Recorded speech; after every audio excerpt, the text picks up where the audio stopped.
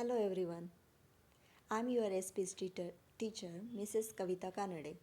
How are you all? I hope all are you fine. This is the important year of your life. You have to face board exams in this year. So forget all the unnecessary things and focus on your study. I know my students are very clever. They know very well the importance of study in life. From today, we start our audio lectures. In this year, our syllabus of SP subject is changed. According to that, there are 12 lessons of this subject. First chapter is Introduction to Corporate Finance. We all know the importance of money in general life and also in business life. For the growth and survival of every business, finance is required. In this topic, we get the information about corporate finance. Second chapter is Sources of Corporate Finance. Sources of corporate finance means different sources of finance through which business can raise funds. For example, issuing shares, issuing debentures by taking loans from financial institutions or banks, bonds, and several types. From several types, we can raise the funds for the capital. Third chapter is Issue of Shares. This chapter covers various provisions related to raising capital by way of issuing shares. We studied the meaning and types of shares last year. Fourth chapter is Issue of Debentures. In this chapter, we learn about issue of debentures. This is one kind of debt or loan. Company prefer issuing debentures to raise funds as they can be repaid after a long time. Fifth chapter is deposits. In, in this chapter, we learn about deposits. This is also the source of finance. Public deposit means money collected by company in the form of deposits or loans from the public. Sixth chapter is correspondence with members. In this chapter, we learn about the correspondence with members. You know, members means shareholders that are the real owners of the company. But they are spread all over the world.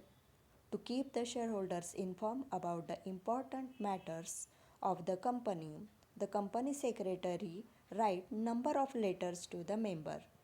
All these letters are included in this chapter. Chapter 7 is correspondence with debentures and chapter 8 is correspondence with depositors.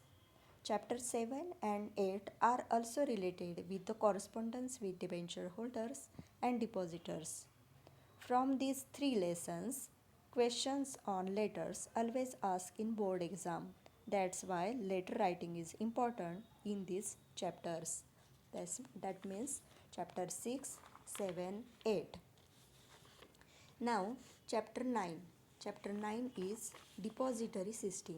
In this chapter, we learn about meaning of depository system and how it is working. Chapter 10 is dividend and interest.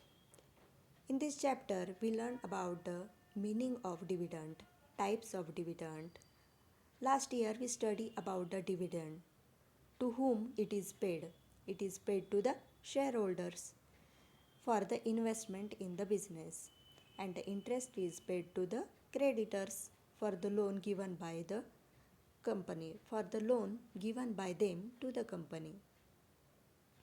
Chapter 11 is financial market. Financial market. In this chapter, we learn about the financial market, the meaning of financial market. This chapter is related to all the working of financial market. Financial market is a market where financial assets are exchanged or bought or sold. It is the link between investors and borrowers. In this chapter, we learn about the types of financial market like money market and capital market. The last chapter is about the stock exchange. It is the market where shares are purchased or sold. This market is also called as a secondary market or stock market or share market or share bazaar. Since all of you belong to commerce, you must have come across the term like shares, stock exchange, Sensex, BSE, etc. We always learn or read about the ups and downs of shares market. This is chapter about all the things related to share market. This chapter helps you to learn the basics of stock market. I hope all are you get idea about our new syllabus of SP. If you listen all our audios carefully and write all the notes properly on daily basis, then nothing is difficult. Thank you.